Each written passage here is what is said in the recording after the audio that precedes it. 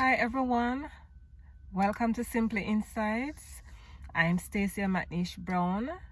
Today I'm doing Simply Insights on the road, and what I want to talk about today is disappointment, dealing with disappointment. So disappointment is part of the process of life. Life is not free of disappointment. I find that there are some facts about disappointment, and I want to share those facts as well as encourage us on the topic today. So, what I find to be truthful as well as factual about disappointment is that one, disappointment leads to insight and wisdom about ourselves and about life in general. I learn and realize that disappointment can be predictable. Disappointment can be preventable. And disappointment can be beyond our control. So, how does it feel? How does it feel?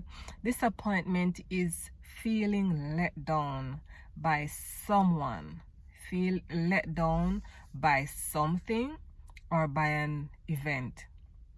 Most of the times, disappointment comes out of the hopes and the expectations that we have about a person, about an event, about something.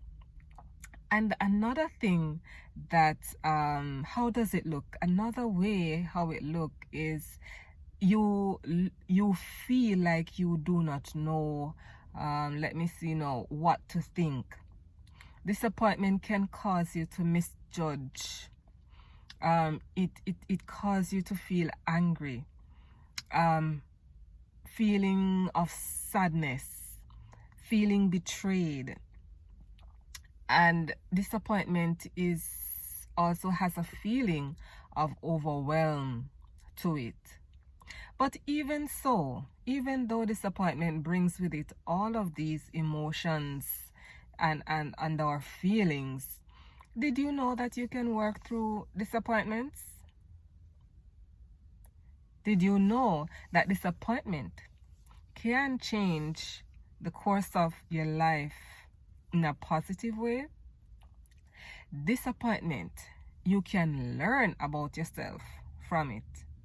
And disappointment, you can overcome it. So even though we'll feel overwhelmed and feel angry, and then we might misjudge situations and we feel betrayed by this, we can overcome disappointment. And the question is, how do we overcome disappointment? We can overcome disappointment by trying to understand what has happened. We can ask ourselves if this was in our control, or was it beyond our control? Was my expectations and hopes reasonable? Right? Would I need to adjust my expectations? And am I able to acknowledge and to accept what is good from this disappointment? Can I use the resources that I have picked up from this disappointment? Can I use them to move through the process of disappointment? And we can also overcome disappointment by looking at what else we could have done differently. Yeah? So, what I want to encourage us is this. When disappointment may have come our way, be bold, be brave, be strong.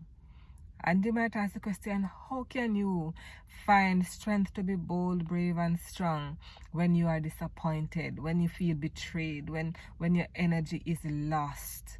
Yeah, but it can happen. I want to encourage us to pause, to refocus our attention, because I find that more than anything else, disappointment disrupts our attention. So let's pause to regain that, to refocus our attention, and next to reframe the disappointment by looking at it to see what's there to learn. And when you would have done that by looking and reframing the disappointment, you use what you find to rebound. You use what you find to catapult, to push yourself, and push you towards your own personal growth and development. And most importantly, do not let bitterness from the experience of disappointment to take root. And this is also important. Let go of the feelings which create unnecessary stress. So disappointment, it is a part of life. Life is not free of disappointment, but we can overcome disappointment. We can work through disappointment. And how do we do it? By refocusing our attention, by reframing the disappointment, using what we find to rebound, to catapult, and to push us in our personal development, and allow no bitterness to take root. I'm Stacia McNish Brown. Thank you for liking, sharing, and subscribing to Simply Insights. Peace and love.